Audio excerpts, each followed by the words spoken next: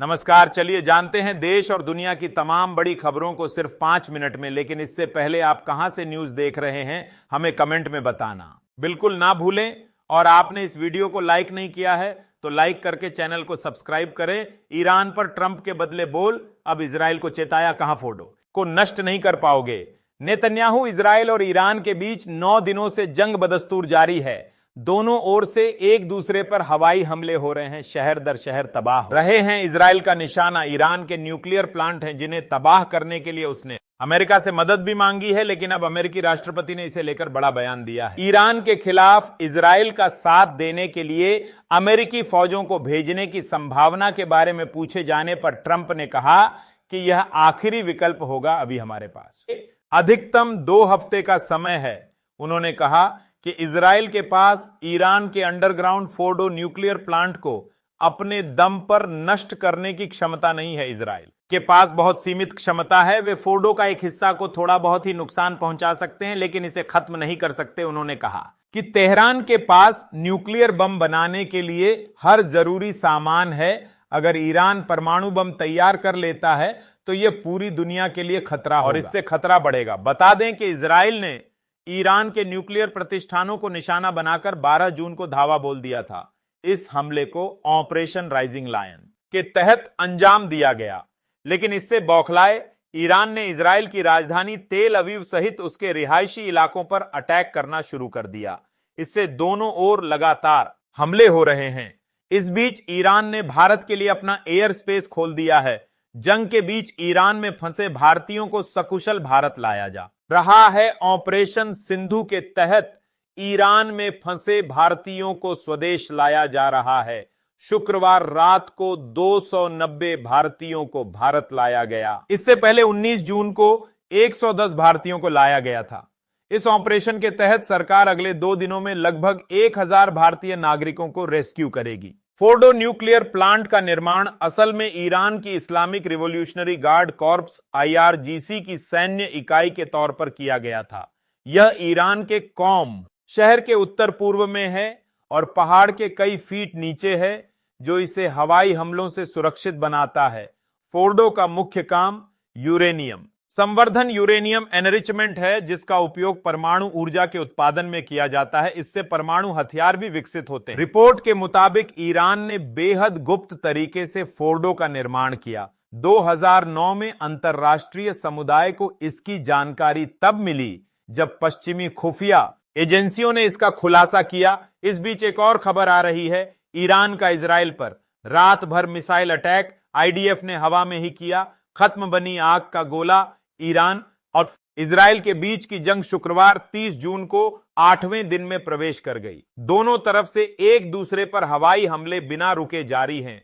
Israel की मिसाइलें जहां ईरान के न्यूक्लियर ठिकानों और इंडस्ट्रियल एरिया को बिना रुके निशाना बना रही हैं, वहीं ईरान की मिसाइलों की जद में इजराइल का हॉस्पिटल भी आया है, जहां बड़ा नुकसान हुआ है। इन सब के बीच दोनों तरफ से हमला रिहायशी इलाकों में भी हो रहा है, जहां आम लोगों को जंग की कीमत चुकानी पड़ रही है।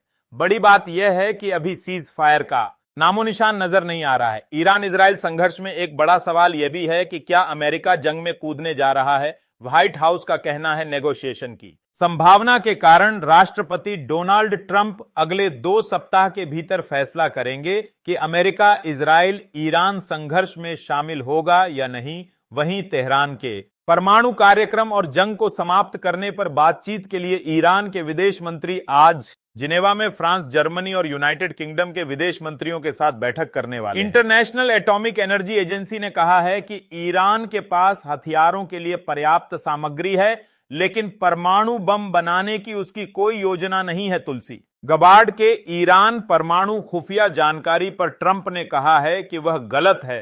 बता दें कि गबार्ड ने कहा था कि ईरान परमाणु हथियार बनाने के करीब था ही नहीं। एक अमेरिकी अधिकारी ने कहा कि अगर ईरान के साथ संघर्ष का समाधान नहीं होता है और तेहरान मिसाइल हमले जारी रखता है, तो आने वाले हफ्तों में इजराइल के पास उच्च क्षमता वाले एरो इंटरसेप्टर की आपूर्ति खत्म होने का खतरा है। ईरान की सर्वोच्च राष्ट्रीय सुरक्षा परिषद ने घोषणा की है कि मोसाद के किसी भी सहयोगी के पास आत्मसमर्पण करने और क्षमा प्राप्त करने के लिए रविवार तक का समय है और उसके बाद पकड़े गए किसी भी व्यक्ति को तत्काल युद्धकालीन दंड दिया जाएगा।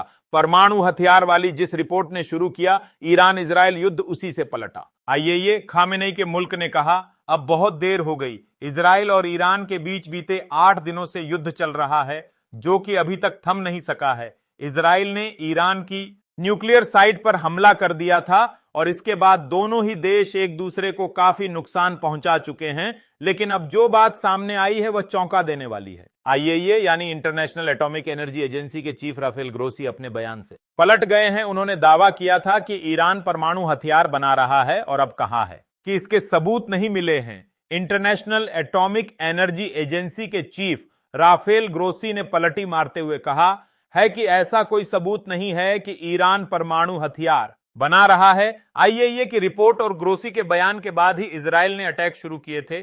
ईरान ने जवाबी कार्रवाई करते हुए इजराइल में कई जगहों पर मिसाइलों से हमला किया है। उसने गुरुवार को एक अस्पताल को भी निशाना बनाया जिसमें कई लोग घायल हो गए। ग्रोसी के मुताबिक सैटेलाइट इमेज से साफ हो गया है कि जहां परमाणु संयंत्रों पर इजराइल अटैक कर रहा है वहां रेडिएशन के कोई सबूत नहीं मिल रहे हैं। आज दावा किया गया था कि इजराइल ने ईरान के परमाणु ठिकानों को तबाह करने की कोशिश। इस युद्ध में अमेरिका के भी कूदने की उम्मीद है। अमेरिका इजराइल के साथ है और वह ईरान को कई बार चेतावनी भी दे चुका है।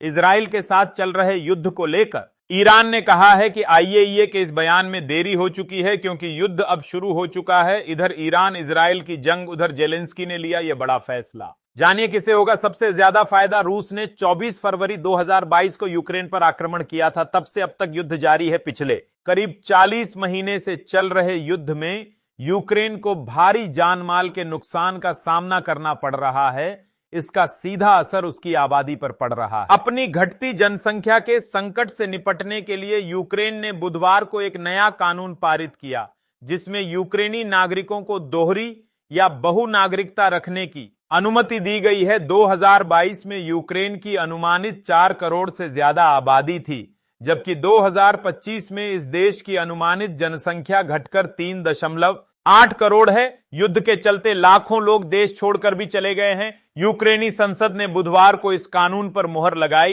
पहले यूक्रेनी कानून दोहरी या बहु नागरिकता को मान्यता नहीं देता था। इसका मतलब था कि देश से बाहर रहने वाले यूक्रेनी लोगों को यूक्रेनी पासपोर्ट प्राप्त करने के लिए अपनी दूसरी नागरिकता छोड़नी पड़ती थी। सरकारी अधिकारियों का अनुमान है कि यूक्रेन का प्रवासी समुदाय लगभग 2 करोड़ है। 1991 में सोवियत संघ के पतन के बाद जब यूक्रेन स्वतंत्र हुआ था तब इस देश की जनसंख्या 5.2 करोड़ थी। एकता मंत्री ओलेक्सी चेरनीशोव ने फेसबुक पर एक पोस्ट में कहा, दुनिया भर में रहने वाले लाखों यूक्रेनी लोगों के साथ संबंध पुनः स्थापित करने की दिशा में महत्वपूर्ण कदम है। रूस ने रात भर सैकड़ों ड्रोन और मिसाइलों से यूक्रेन पर बड़े पैमाने पर हमला किया।